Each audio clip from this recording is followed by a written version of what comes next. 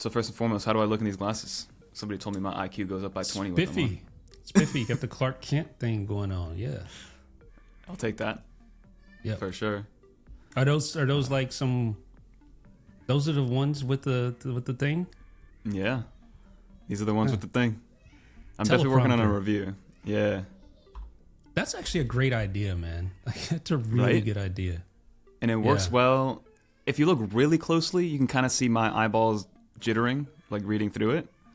But obviously right now it's not on. But like in video, you can kind of see it if you look closely. But if you don't know, then you don't really see anything. I guess it wouldn't be different from an actual teleprompter then in that regard, right? Yeah. And then, of course, it's got mics built in. So it hears what you're saying, and it'll speed up and slow down on its own, depending on how fast you're talking. That's a great idea. Like I know. And they don't look half bad. Like they look like I could do that. You know, they're thin, they're normal. They got the little things on the back. This is where like pretty much everything is. Yeah. But otherwise, they're nice. They're light. They're definitely the lightest glasses I've ever seen. So every video, Fernando's going to be wearing some spectacles. Oh, yeah. Hey, that's a great idea, man. Like, that's a really good idea. Mm-hmm. That's like an actual useful use case for something like this. Like an actual That's exactly what I said. Yeah. Again, these for me were the biggest aha. They didn't wow me. I guess they kind of wowed me from a tech perspective, but they were the biggest like, wow, this makes absolute sense when I tried them and demoed them at CES.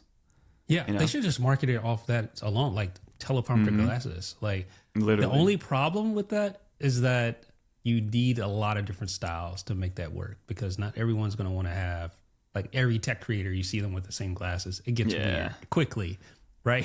I think in total there's two shapes, and then each shape has like three colors. Okay.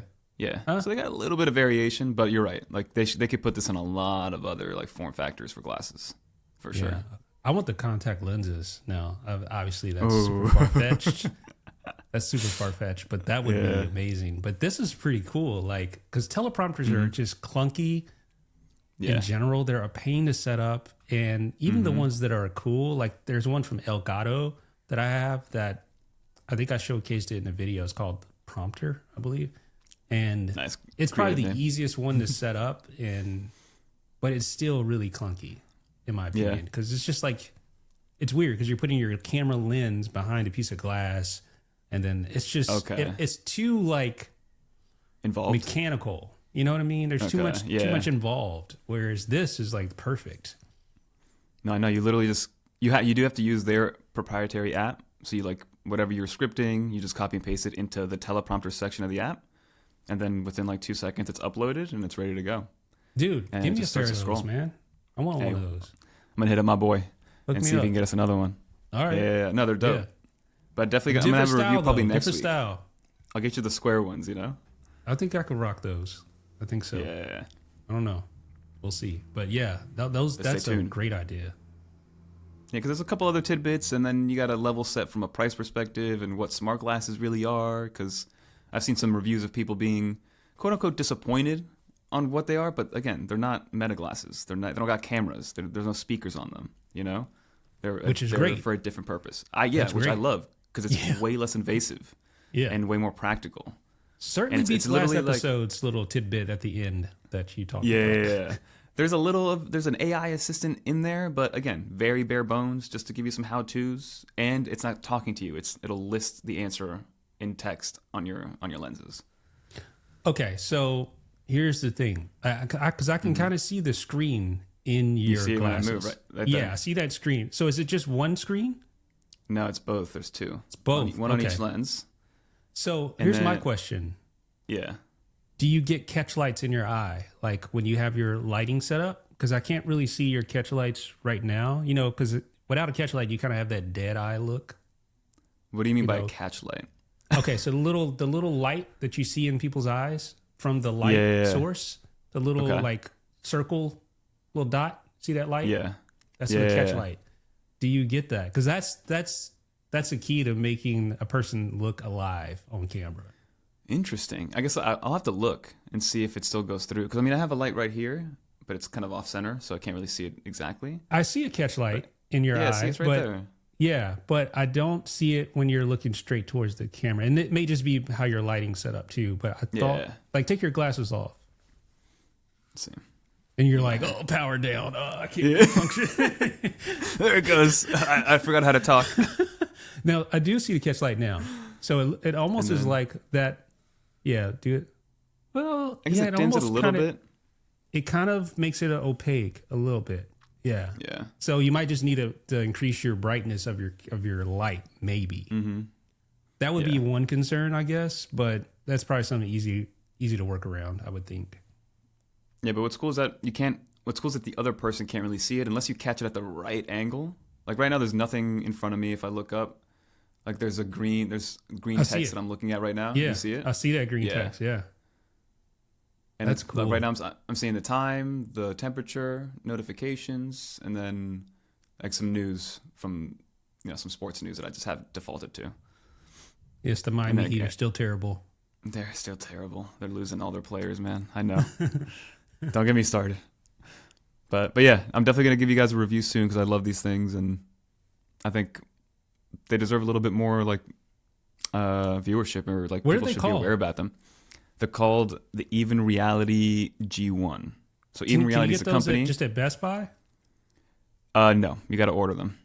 Okay. You got to order them from the website. They're $600, and then $750 if you need prescription. So they do deal with prescription, which is good. Oh yeah, I will need that. Yeah, definitely. So here's another question: how long's the battery life? So it comes with the case. The case itself has a battery in it. Kind of just looks like a normal sunglasses case. Yeah. So it's a day and a half of battery life on one charge, and then you get about 5.5 days total with the case. Oh, perfect. Yeah. So it's not like I'd be wearing those all over the house, like just when I'm working, when I need to. Yeah. Like I use them when I definitely don't wear them all day. Like I think like on Saturday I didn't wear them at all. I'll wear them when I go out, and they have a nice little clip-on sunglasses cover, which I leave in the car. So you look like Dwayne Wayne. Mm-hmm. Oh yeah. Which does help because I took these into the city, and when it was very light outside, and again, there's only so much brightness that you can get out of these things from a screen perspective. So you kind of need the sunglass covers if you're in direct sunlight to really see what's going on. Okay. So some things to consider. Interesting. Yeah, those are neat. I like those. For sure. Yeah, it's kind of rare to find something that's like purpose. I won't say that's the purpose of them, but that seems like a really good use case, and it's just like nice to have something innovative like that in that space. Yeah. And it's just like less distracting. Like, yes, I'll get notifications, so if somebody texts me, it'll come right across my eyes. And you can even change, I'm doing the whole review right now. You can even change the angle of like where the text is based on your angle of your head, which is kind of cool. So you can have it right in front of you or like above you. But again, it's just like instead of getting the buzz on your Apple Watch and like when you're talking to somebody going like this and then looking distracted, and this is just, I never have to break eye contact with you. So instead, you're just like, yeah, good. Uh-huh. Yeah. Yep. Uh-huh. I agree. Wait, what did you say? Yeah. I wasn't listening for 10 minutes. Perfect. Yeah. Yeah. Uh-huh. Just like that. Yeah. Yeah, okay. What a world. I know, it's crazy. 2025, baby. But yeah, like I said, well, I'm going to leave the rest for the review later. So let's get into what we had this week, because you dropped a banger video, and there were some cool changes coming with the new version of iOS, which is hopefully next week. Yeah, so iOS 18.3 release candidate was released. I think it was it? I can't remember. Is it Monday, Tuesday? Something like that. I don't know. Yeah. But anyway, so it comes with, I mean, there aren't a ton of new features in 18.3. I think that they are definitely laying the groundwork for some of the upcoming 18.4 features. Like we found some changes in the code to indicate that they are laying the groundwork for the upcoming Siri improvements in 18.4. But I guess the biggest change is the notification summary updates, because of course we heard about some of the problems with the summaries from news organizations in particular, where it would summarize the batch of text or a batch of notifications, and those notifications, the end summary would sometimes be misleading or just downright wrong. Yeah. Like to a degree where it would like combine some too, which sounded bad. Yeah, like really, really bad. And Some people in the comments were like, well, it's up to the user to discern and to have reading comprehension to know what a notification summary is saying. And yes, that is very true. Totally is. That is right. But if you're an organization and it says something just completely wrong and your organization is built on like trust, yeah, that's a problem. Like if you saying someone got killed or killed themselves, yeah, and they didn't, that's a problem. That's a big one. It looks like you're saying that, but it's actually Apple's AI, their notification summary, just getting it wrong.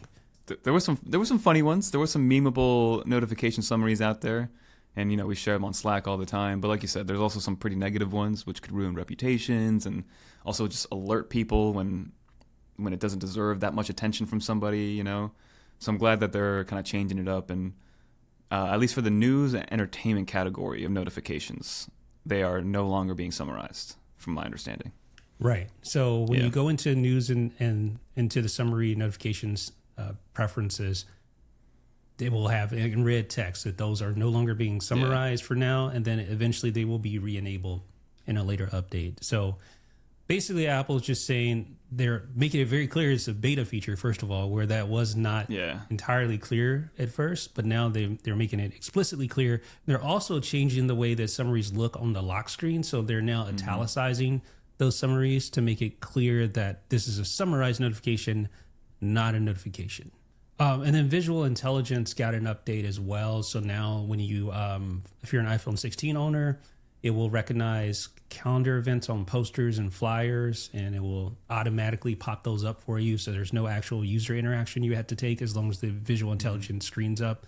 And the same thing works for animals and plants. It'll recognize plants. It'll recognize animals as well. So you don't actually have to do like a reverse image search with Google or use ChatGPT. It'll just do so right there within the VI interface. So that's nice. Neat update. No, we'll take that. Sadly, iPad didn't get that, even in the hacky way, which I tried. I tested it out. I took a picture of something that I wrote down for a calendar and then pulled up Apple Intelligence and uploaded to ChatGPT. And they're like, this is the information, but I can't put it on your calendar. So maybe with iPadOS 23. Who knows? Yeah. And then there's other stuff in the code that we were able to find. Looks like Apple's working on shortcuts integration with Apple Intelligence, and there's an upcoming screen recording / streaming update. So when you open up the Control Center, and then you access the screen recording feature. So basically, being able to record your screen. If you long press on that, I don't think a lot of people know this. At least just like regular users. If you long press on the screen recording, you get more options to actually start streaming to various services that you have installed. So for instance, if you have TikTok on your phone, which maybe you don't, who knows? Maybe which we'll you talk do. about in a little bit.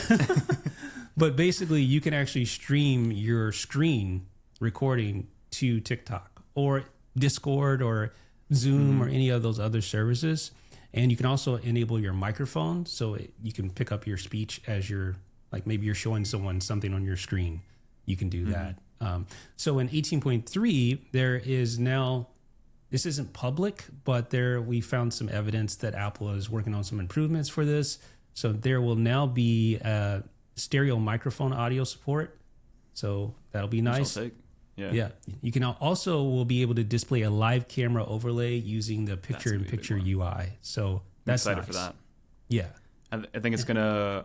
There's a few companies that have built their entire business model around that. So there goes those. I think it's is it Noom that's one of them, or I don't know, something like that, where you literally screen record and then it brings you into the bottom right or bottom left. So now you can do that directly from your iOS device. Yeah, that'll be cool. Which is nice. In the future. I don't know when this will actually be released, maybe 18.4, but the groundwork's definitely been laid for it. And then finally, if you ever tried to record your screen and record an HDR image or video, when you look at it, it's going to be SDR, right? It's going to be, everything's going to be flat. It's not going to, it's not going to have the HDR aspect to it. But now, so this will now support HDR for screen recording as well. So that's kind of cool. So look forward to that. Those are all awesome updates for sure. Oh, and then there was a little thing that I saw with downloadable content. which I'm not sure if it was new or not, but it's something that I noticed when you download something from Safari. We did get I think 18 point, or maybe even 17.0 gave us how long it was taking for it to finally download a larger file. Mm-hmm. But now, correct me if I'm wrong, now there's a live activity for it if it's a big enough file. And then I also saw a little indicator on the top right of my iPad of a downloading symbol happening while something was downloading. Yeah, so cool. 18.2 added that live activity to Safari for download. So whenever you're downloading something, you can view right there in the dynamic island or on the lock screen the progress of that download. So that was an 18.2 feature, but you're right. Looks like, I don't know if the iPad aspect of that came in 18.2 because I never actually checked the iPad. So interesting. Yeah. Well, it's on the iPad now, 18.3, which is nice. It's more ways to see exactly what you're downloading. And I think that was mainly it. If you want to see the full roundup, there's other stuff we talked about as well. Actually, quite a bit of other stuff. So check out the video. We'll have linked down below in the show notes. But to kind of segue from the TikTok thing that you mentioned from screen recording, we saw TikTok come and go within like 6 to 12 hours, which I thought was kind of crazy. So I think Sunday it was taken down. People started freaking out. My wife was pretty upset about it. And then basically by the next morning, it was back, right?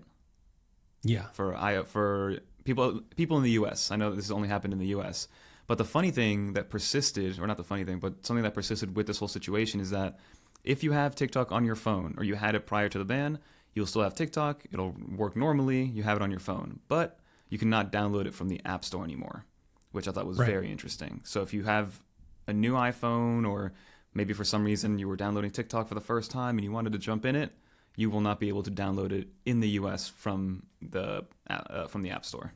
Super interesting. So I wonder what that means for updates. So will it still update from the App Store? I don't believe so. Because it's literally not available on the App Store. Not even if you've downloaded it before. Mm-hmm. If you uninstall it, I don't think you can reinstall it, even if you previously have downloaded TikTok. Because I just searched out in the App Store settings, looking at all your previous downloads, and it doesn't even appear in that list. So basically what you're saying is during that time period where TikTok was completely unavailable, basically there's service providers, their CDNs, the stuff that actually moves the bits. Those were taken down temporarily. Those are back up. But Apple is still completely removed TikTok from the App Store. So the only way you can actually use it if you're in the US is if you already had it downloaded. So, or if you spend like $50,000 on eBay on an iPhone that has them. Yeah, people are selling iPhones. Yeah. So how does that work? Like, I was thinking the same thing. Do you just log into your Apple ID? How does it? Yeah, you know what I mean? I guess what they're doing is they're just doing hold on. Oh yeah, I guess they just logged out of their Apple account and made sure everything was deleted. Yeah. That sounds really shady, dude. Like, I don't know if I would trust Me that. either. I don't know. But I'm curious to know if people are actually getting that kind of money from it, but I doubt it. But they are for sale. Because I was saying, I remember this happened years ago with the Epic Games Fortnite situation, and Fortnite just fell off the App Store, and people were doing the same thing, selling iPhones for $5-10 that had Fortnite already on it. And I remember I had Fortnite. I think it was my iPhone 13 maybe at that point, Pro Max. And I was like, should I put it on eBay and see if somebody bites? Even though I wasn't a big Fortnite guy at all, I just downloaded it because it was there. But yeah, let's see exactly what happens moving forward. I'm sure it'll rectify itself and something will happen. But for right now, if you do not have TikTok on your phone, you will not be able to download it here in the U.S. Yeah. Yeah. Which is wild. Thankfully, Crazy. I don't care. No, me either. We're those guys that I don't want to sound like that guy. I'm sorry. That was mean. If you like TikTok, and you may be sad that it's gone. So I don't want to sound like... Yeah. No, for sure. But I mean, I get it. Because I've never downloaded it before. So I can't get TikTok at this point. And there's... Oh, so you've never downloaded it? Never. I'm the guy that I'll get my friends, they'll send me links to TikTok videos, and I open it in Safari. And there was even I'm the same way, trick. dude. So yeah, that's the TikTok news, which kind of took everybody by storm this past week. I mean, it's been like in the works for years. Like this. Yeah, like were people not getting ready? People just like Yeah. didn't believe it was going to happen, you know? Yeah. And I guess if you have your whole business on there, which I know some people that make their living on TikTok. So I'm sure it Really? was like, Hmm. not personally, but I know people make money on TikTok. I don't know how much or how little or if it's their only form of revenue or whatever. But I mean, if it was the other way around, like if YouTube went down, that'd be scary Oh. for us for sure. That'd be crazy. So Gotta I had a little bit of diversify our empathy. bonds, man. Exactly. For sure. And then, and then the S25 launched. Samsung. But what was most interesting about that was, so I actually got some hands-on time with it before it came out, so I got to see it, and it's a very similar story to what Apple's doing in terms of the hardware versus the software versus, their AI offerings and things like that. Hardware is pretty much identical to the year before. It's a great piece of tech. The materials are nice, titanium. It's nice and it's robust in the hand, but it just all comes down to software and the user experience, and then ultimately ecosystem. I feel like it's hard to pull people away from what they know already. So that was my conclusion with these phones now at this point. We've reached peak candy bar form factor. We're now to the point where even the software is getting kind of commoditized. And now it's just a matter of how your hardware and software works across all of your devices in your ecosystem. That's what's going to set people apart, I think, right now. My little 2 cents on the S25 stuff. I think it looks cool. Like, I think it looks especially great. the edges. Yeah, I think their design it's good. It's good. It's been good for a while though. You have the S Pen still in there, so that's a differentiator for them. I don't know how many people use it. They were telling us that not a lot of, only like 0.5% of S25 Ultra users actually use the S Pen. That's the data that they were giving us, which is kind of surprising. 25%? 0.5, but still. That's nothing. Yeah. So that's why they removed like one of the features of the S Pen, like what is it? Not the low frequency Bluetooth, but the low energy, low energy Bluetooth, which got those like basically being able to interact with the screen without actually touching the screen, similar to what the Apple Pencil Pro does now when you tap or when you squeeze it. So they removed that feature completely. So now it's just literally a stylus in there. But yeah, it's still a cool little differentiator. The phone's big enough to be able to use a little pen, I think. It just never clicked with me, the whole pen thing, because it's like, yeah, it's just one more thing to do. To lose. Whereas your finger is pretty good at doing what you would need to do on a phone. With an iPad, I could see the difference there, but I don't know. And I remember the old days with the PDAs. I remember my dad had those, the Palms and stuff like that.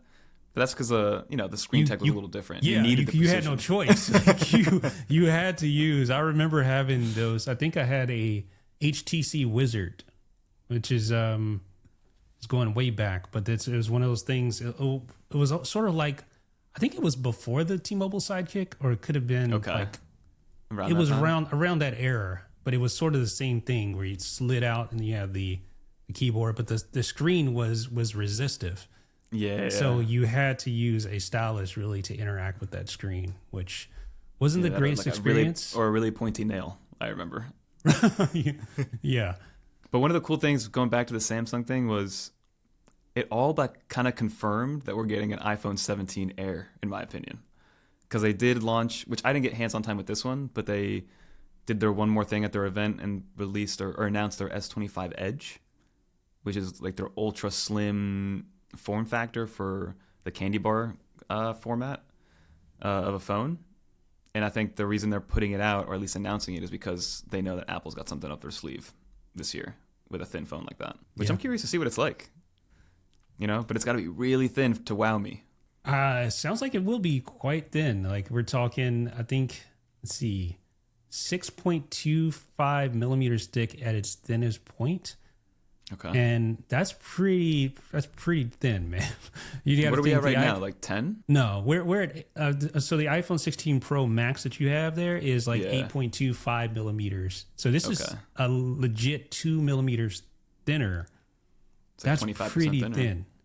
Mm-hmm. What's the iPad? Because the iPad is the thinnest, right? The iPad Pro. Yeah, 5.1 for the 13 and 5.4 for the 11. So it's thin. Oh, really? Is that thin? It's that thin, yeah. 5.1 at its thinnest point, not including the camera bump. Wow. Yeah. Well, that's so. Hold an iPad Pro in your hand, and just add a slight little bit of thickness to that, and that's how thin the new iPhone will be. I'm trying to see if I have. So this is this guy. Here we go. Okay. So is that pretty thin for a phone? You think? Yeah, this will for a phone. This will be real thin. Yeah. So I mean, but you have to add a millimeter to it. Yeah, I'm trying to see. This is the mini 13 mini. Mm-hmm. Can you hold it closer to the camera? I couldn't really. Yeah. Let's see. See if I can focus. Okay. There we go. Okay. You know, that's pretty thin. I mean. Yeah. Again, I'm curious to know what their why is pretty much what my theory. I want to know. Yeah, I want to hear your theory as to why we're going back to the thin.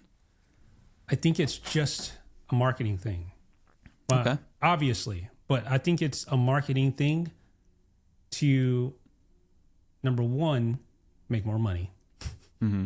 Like that's bottom dollar. That's their whole point, right? To make more money. But I think so. This is rumored to replace the Plus model in the lineup. So you have the regular iPhone 17. You have the iPhone 17 Air, which will replace the Plus model. Then you have the iPhone 17 Pro and iPhone 17 Pro Max. So it's just one other product to really differentiate itself, because the Plus, it was sort of like this phone that was in no man's land. I mean, it was good, but it wasn't great. It was like the Plus is just kind of. It's a weird phone. It's weird. It's also the pricing is also because it's $900. So for another $100, you can get a 16 Pro, which actually gives you extra camera, the ProMotion, faster USB-C, you know? Yeah. So you have to really want only to make the screen bigger to get that phone. Yeah. And I just think this adds another incentive for people to consider this. And it's obviously, I mean, I think price-wise, it may not be that much more expensive for Apple to make. Obviously, all the R&D and everything that has to go into it, it's a considerable expense. But I don't know. I just think it has a lot to do with marketing more so than anything, and just something spicy, right? Like this is because phones have gotten so boring. Like the iPhone 16 Plus is probably the most boring phone in the entire lineup. Like it's just there. I agree. Yep. It's just there. Like there's no. I don't know. I mean, yeah, you want it because it's a larger phone, but it's not as good as the 16 Pro, either I version. Agree. And it's just kind of there. It's kind of blah.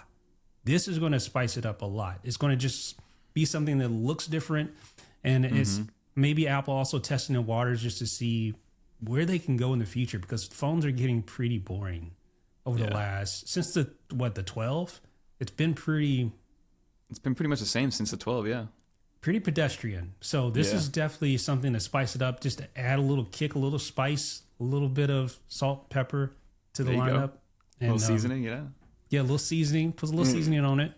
Yeah. But yeah, so I think, and so the thing is, to accommodate for this thinness, obviously the camera is a big thing, right? Because that has to be thick. So they're putting this like sort of like a Google Pixel. The visor look. Yeah.